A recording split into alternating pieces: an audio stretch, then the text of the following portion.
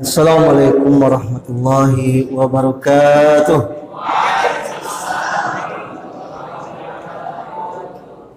Assalamualaikum warahmatullahi wabarakatuh.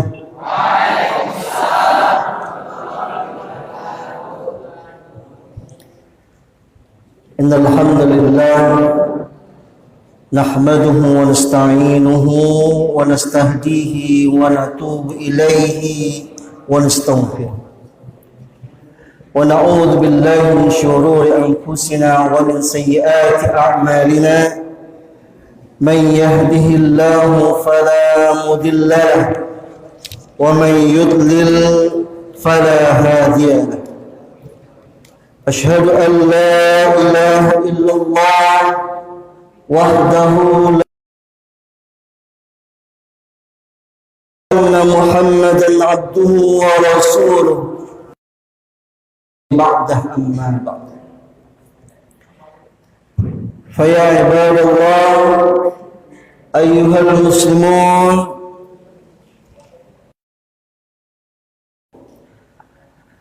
tidak ada satu kata yang pantas kita ucapkan kecuali bersyukur kehadirat Allah Subhanahu wa taala.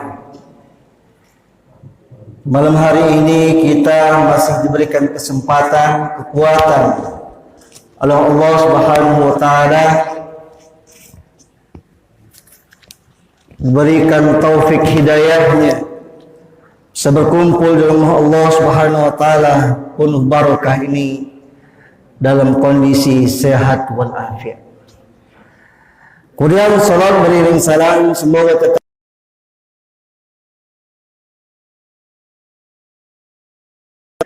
Allahumma salli ala Sayyidina Muhammad wa ala ali Sayyidina Muhammad. Semoga dengan senantiasa kita memperbanyak salawat pada baginda Rasulullah sallallahu alaihi wasallam, terutama pada hari ini Yaumul Jum'ah, Sayyidul Ayyam. Hari Jumat ini merupakan penghulunya hari.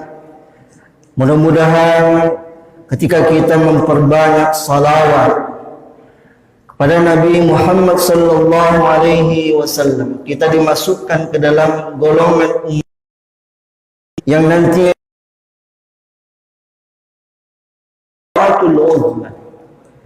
itu syafaat yang hanya Rasulullah sallallahu alaihi wasallam berikan kepada umatnya.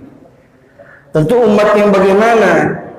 Adalah umat yang ketika disebutkan nama Nabi Muhammad selain mengucapkan sallallahu alaihi wasallam, bersalawat kepada Rasulullah sallallahu alaihi wasallam.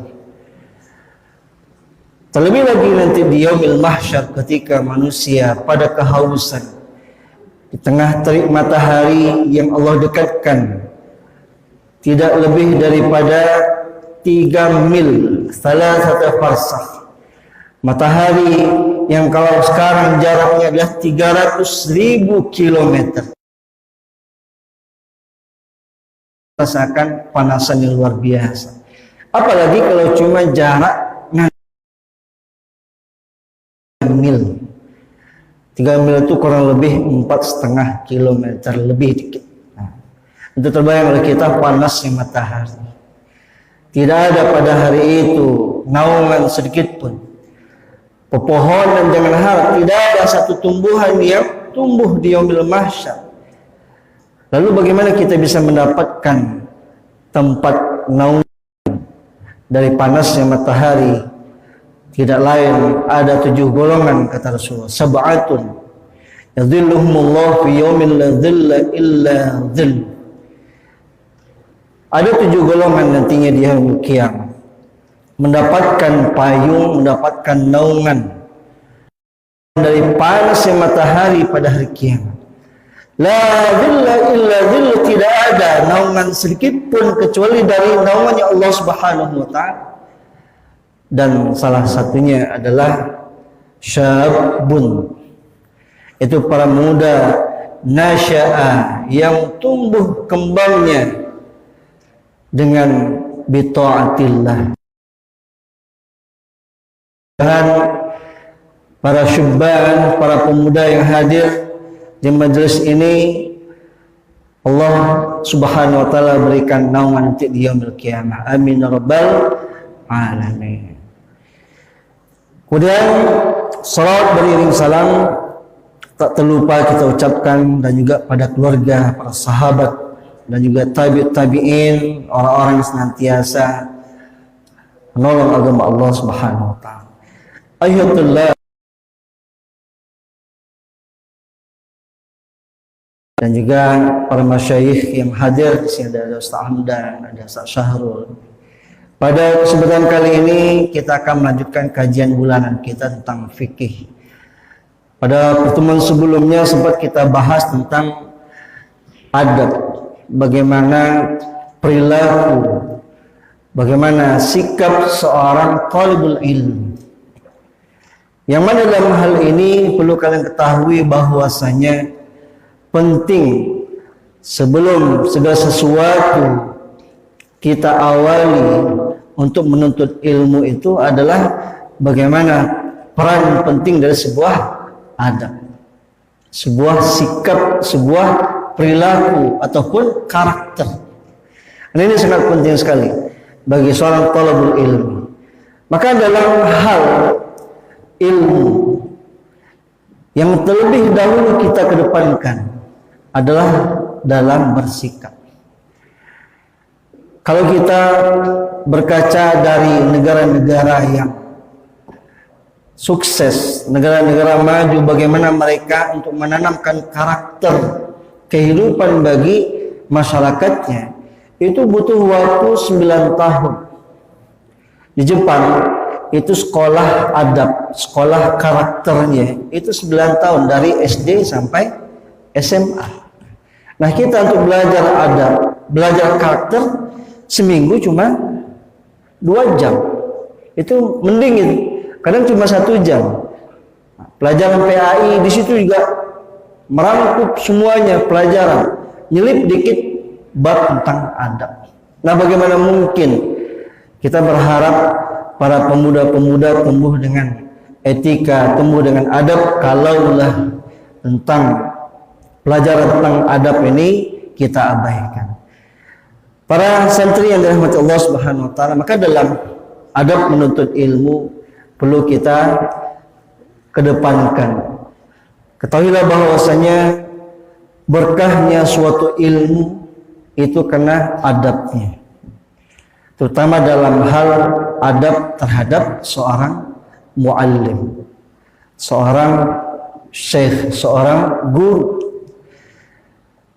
Ilmu memang penting, tapi ada satu hal lagi yang perlu kita ketahui. Yang lebih penting daripada itu adalah ridho dari seorang guru. Maka kalau Rasulullah SAW mengajarkan para sahabat bagaimana sikap sahabat ketika mereka berada di depan Rasulullah SAW, itu tidak ada yang berani menatap langsung wajah Rasulullah kecuali mereka nunduk.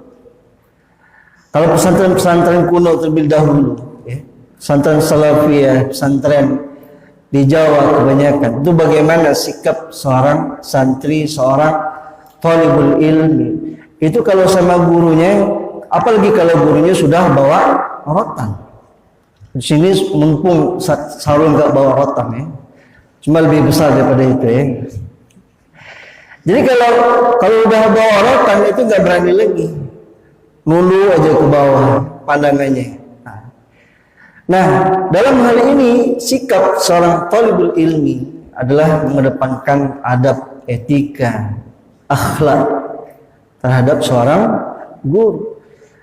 Maka yang terpenting ke depan juga bagi kalian bahwasanya seorang guru, terlebih lagi adalah guru Al-Quran, guru agama Islam, adalah bagaimana pentingnya kalian untuk mendapatkan ridhonya.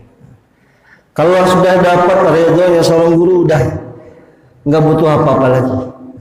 Insya Allah, walaupun di sini ngapal Quran tuang tunggi sehari semalam, target 1,5 halaman, 1,5 lembar umpamanya kan, itu nggak dapat juga.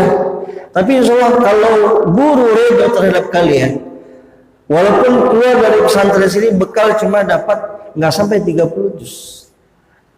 Cuma dapat juz 30 umpama. Nah, tapi insya Allah dengan bekal juz 30 itu ketika sudah mendapatkan ridho dari guru udah luar biasa. Apalagi kalau bekal kalian nanti menjadi seorang guru Al-Quran. Dan perlu kita ketahui juga, nggak usah khawatir, nggak usah mikir nanti gimana nanti kalau jadi guru Al-Quran. Apalagi cuma ngajar di TPQ, ngajar di MDA. Mikir honornya kalau guru TPQ cuma 300.000. Itu kalau masih sendirian. Tapi Allah Subhanahu wa taala tidak pernah menyia-nyiakan. Bahkan yakinlah ketika Rasulullah SAW mengatakan khairukum khairukum khairukum, kata Rasulullah. Diulang sampai 3 kali. Sebaik-baik kalian itu adalah man ta'allama al-Quran wa 'allamahu, adalah orang yang ta'allum, belajar Al-Quran, wa 'allamahu, dan ta'lim, mengajarkan Al-Quran. Jadi dalam hal ini penting bagi kita ya, terkait bagaimana adab ya, dalam menuntut ilmu, dan adab termasuk dalam Al-Quran juga, kepada Al-Quran ini sangat penting sekali. Adab dalam masjid juga ya, bagaimana kalau kita bayangkan generasi sahabat, walaupun waktu itu lantai masjid ini cuma dari tanah yang dikeringkan, itu disapu sampai bersih. Pada suatu ketika ada seorang Arab Badui nyasar masuk ke masjid. Dia nggak tahu waktu itu masjid masih mending kalau kita ini ada tembok, ada atap. Pada waktu itu cuma hanya pelepah-pelepah kurma, ada tiang 4, kemudian dikasih tuduh dikit. Atau sudah jadi masjid Nabawi pada waktu itu. Tiba-tiba nih Arab Badui mencingin masjid, tempat sahabat, tempat Rasulullah sholat, di bagian pojok. Lalu ketika itu tiba-tiba Umar marah. Saking marahnya ingin cabut pedang, ingin penggal nih Arab Badui ini kan, karena nggak tahu ini masjid, ini tempat mulia, kok dikencingi sembarangan gitu aja.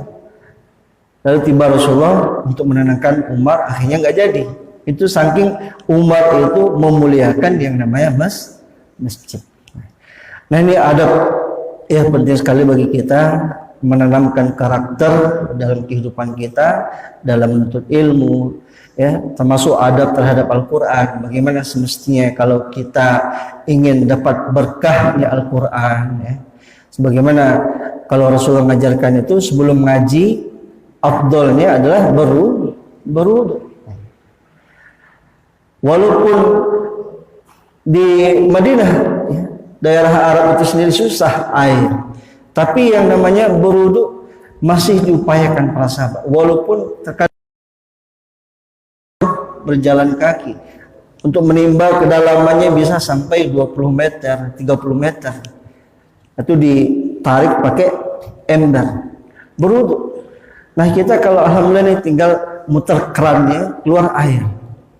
Apa susahnya kalau kita sebelum mengaji berwudu terlebih dahulu. Ini dalam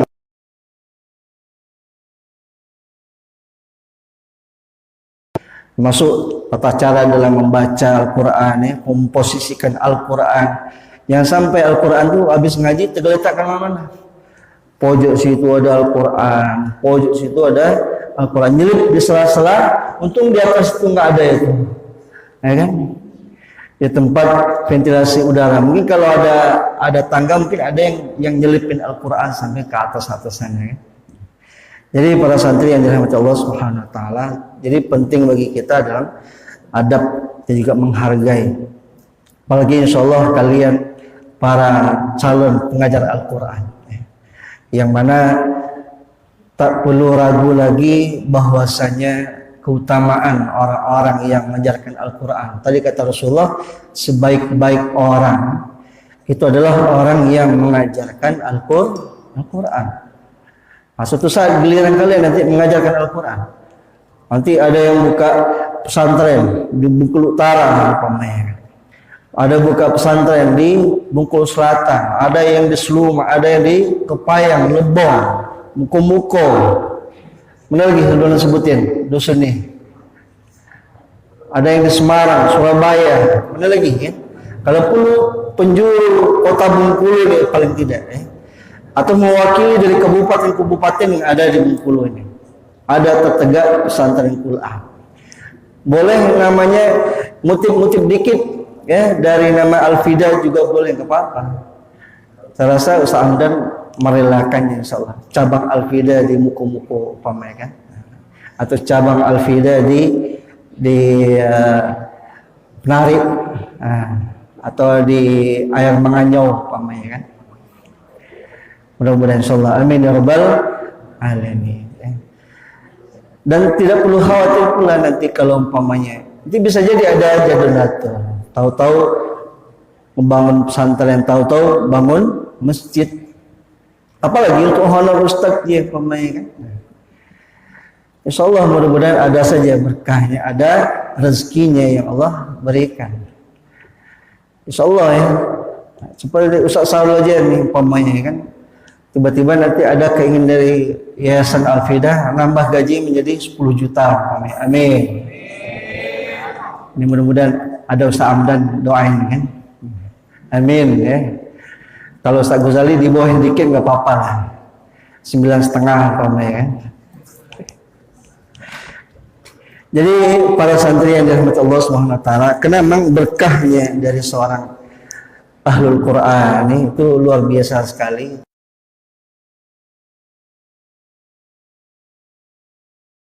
Banyak berdiri pesantren-pesantren, banyak berdiri mahal Quran, maka berkahnya luar biasa. Lanjut untuk materi kita pada malam hari ini tentang ini sangat penting sekali bagi kita terkait bagaimana sholat ini walaupun sudah hafal kita gerakannya, hafal kita bacaan-bacaannya, tapi untuk semakin kita ulang maka semakin haus ilmu kita akan pentingnya tentang sholat. Sebagaimana kita ketahui bahwasanya terkait sholat ini adalah amalan yang nantinya pertama kali akan dihisab oleh Allah Subhanahu wa taala. Awwalu ma yuhasabu mri'in. Jadi yang pertama kali amalan yang akan dihisab oleh Allah Subhanahu wa taala nanti di yaumil qiyamah itu adalah as-shalah. Belum lagi amal yang lain dibuka sama Allah Subhanahu wa taala. Diperiksa, diaud, dihisab. Tapi yang pertama kali nanti dihisab itu adalah amalan shalah. Sekalipun dia umpamanya naik haji 10 kali atau 20 kali seperti Imam Ahmad bin Hanbal itu naik haji seumur hidupnya itu bisa sampai 30 kali. Artinya setiap tahun beliau walaupun tinggal di Baghdad, beliau tinggal di Baghdad Irak sekarang ke Mekah itu kalau perjalanan bisa sampai 1 bulan. Anda bayangkan kalau sekarang cuma 9 jam dari Indonesia, apalagi dari Irak dengan pesawat mungkin sekitar 5 atau 6 jam. Tapi kalau dahulu bagaimana perjalanan dari Baghdad sampai ke Mekah untuk melaksanakan ibadah haji. Nah, ini diupayakan oleh Imam Ahmad bin Hanbal itu sampai setiap tahun ada kesempatan walaupun beliau sibuk taklimnya, sibuk mengajarnya, sibuk pengajian-pengajiannya. Tapi yang namanya haji itu tetap beliau prioritaskan. Tapi terkait bagaimana pentingnya sholat ini, sekalipun tadi haji sampai 10 kali umpamanya, infak sedekah umpamanya setiap bulan 1 miliar umpamanya kan. Amin ya. Otomatis itu zakatnya 1 miliar itu penghasilannya berarti 1 triliun paling tidak kan. Jadi bagaimana kalau orang setiap bulan infak sedekah yang besar begitu, kemudian puasanya rutin Senin Kamis umpamanya, puasa 30 hari, 29 hari full 1 bulan dia berpuasa. Tapi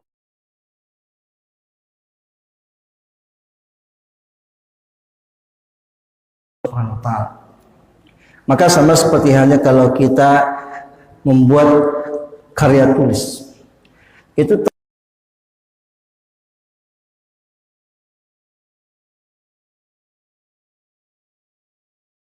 Salam pertama kali covernya dalam sebuah buku catatan kita itu adalah salat. Jadi kalau tampilannya itu bagus, covernya itu hard cover, kelihatan menawan, maka itu akan berpengaruh dibukanya setiap lembar-lembaran daripada ibadah yang lain. Tapi kalau bagaimana tampilan luarnya saja sudah bolong-bolong, ibaratnya itu sudah digigit tikus kan. Antum ngasih karya tulis, jangankan sama Ustaz Salom, ngasih sama Ustaz Bobi itu kira-kira apa yang terjadi sama Ustaz Bobi? Buat covernya sudah digigit tikus, digigit rayap. Kira-kira mau nggak Ustaz Bobi mengoreksi tulisan-tulisan kalian? Nggak bakal. Paling dipanggilnya langsung dimarahin. Nah, begitu juga dengan sholat. Sholat adalah amal pertama nanti yang dihisab di yaumil qiyamah. Nah, penting bagi kita untuk mengkaji tentang sholat.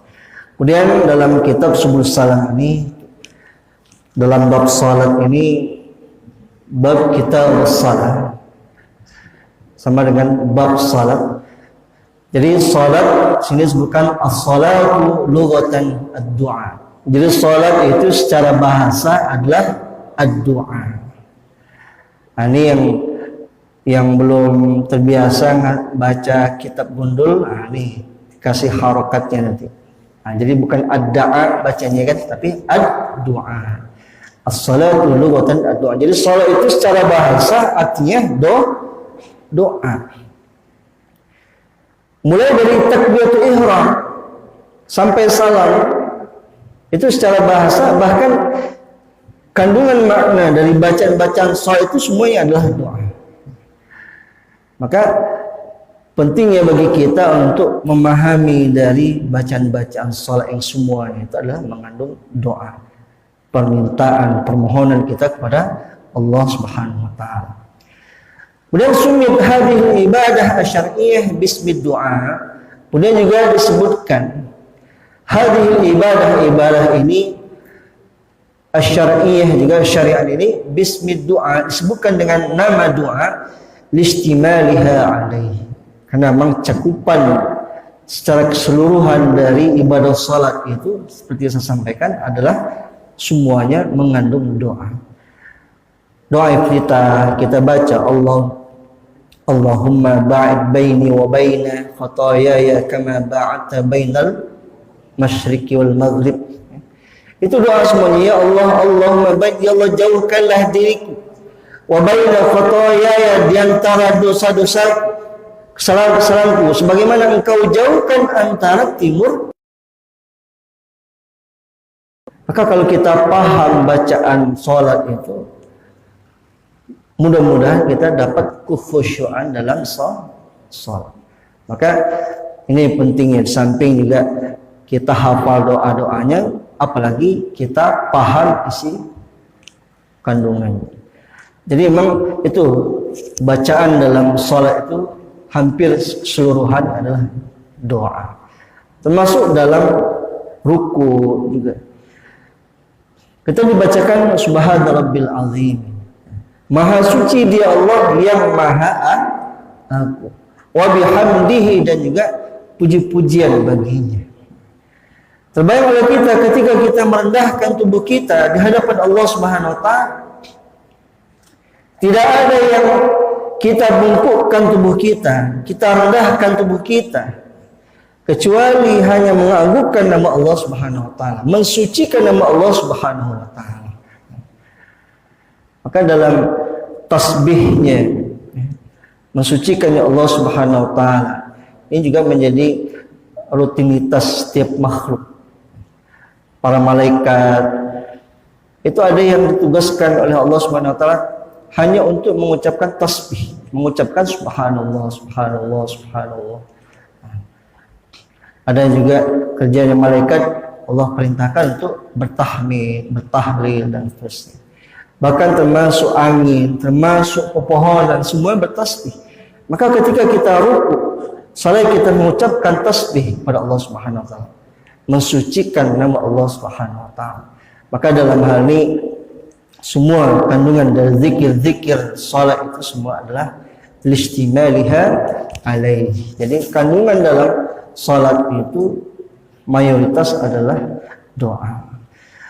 Kemudian dalam kitab shalah di sini bab pertama akan dibahas adalah bab al-mawaqit. Al-mawaqit adalah bab tentang waktu. Mawaqit itu jamak dari al-mawqit, waktu. Al-awqat jamak dari waktun. Jadi kalau dalam pembahasan ilmu nahwu dan juga sharaf di situ adalah bagaimana asal kata dari waktun.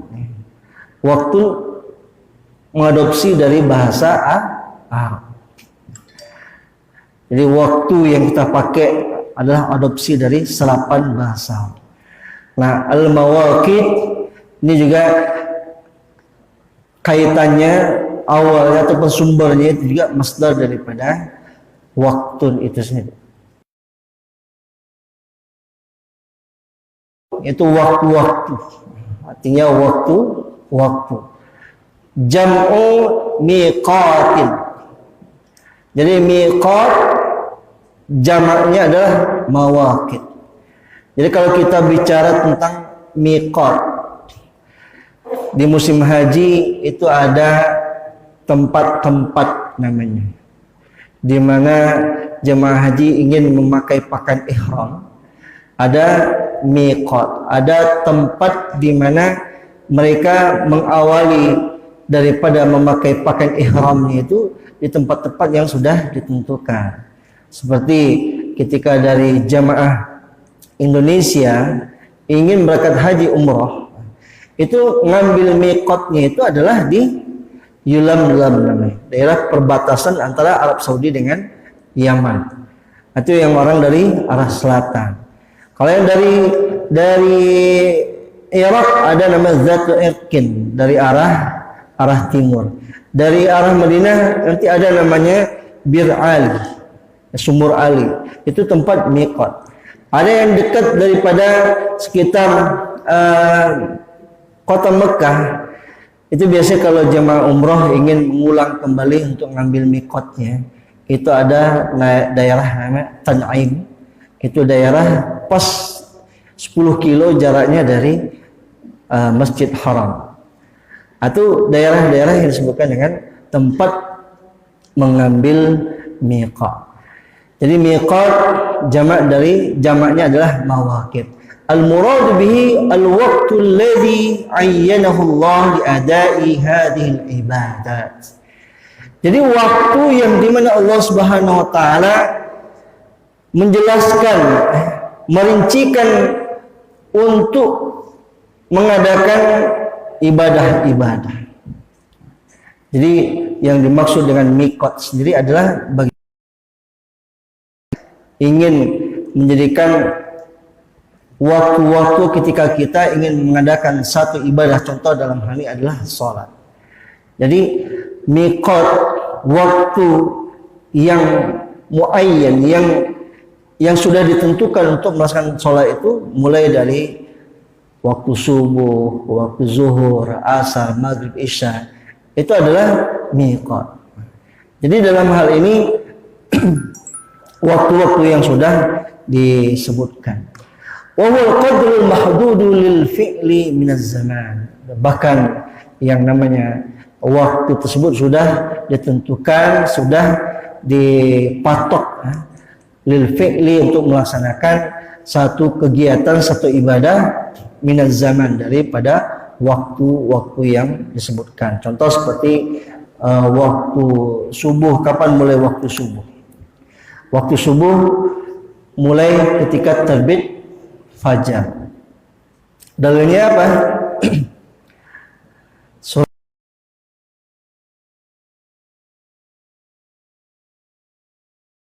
Bagaimana ada ufuk, ya, ada benang merah, ya, di sebelah timur.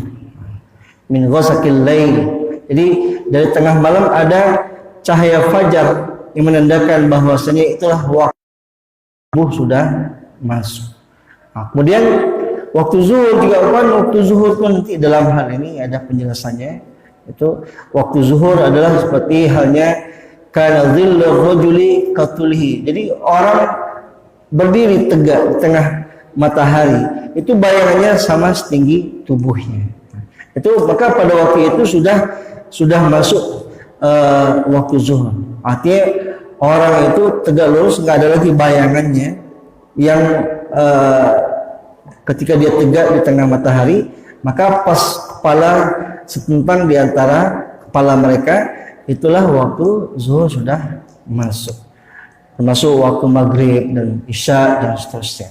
Alhamdulillah kalau sekarang sudah ada ilmu falak ya yang menentukan waktu-waktu sudah bisa dihisab ya, bisa diperkirakan bahkan sampai sepanjang masa. Jadi mulai dari sekarang sampai 100 tahun ke depan itu sudah bisa dipastikan atau diruqyah waktu-waktu sholat tersebut bisa berlaku. Nah ini para santri yang dirahmati Allah Subhanahu wa taala, mudah-mudahan dengan kita mengkaji fikih sholat ini, kita awali dengan waktu-waktu sholat ini juga terkait bagaimana pentingnya kan sholat itu sendiri. Nanti banyak hadis-hadis juga yang kita bahas seputar daripada sholat. Karena waktu isya sudah masuk, mudah-mudahan ini bermanfaat bagi kita semua. Hadanallahu wa iyyakum ajmain. Billahi taufiq wal hidayah. Wassalamualaikum warahmatullahi wabarakatuh.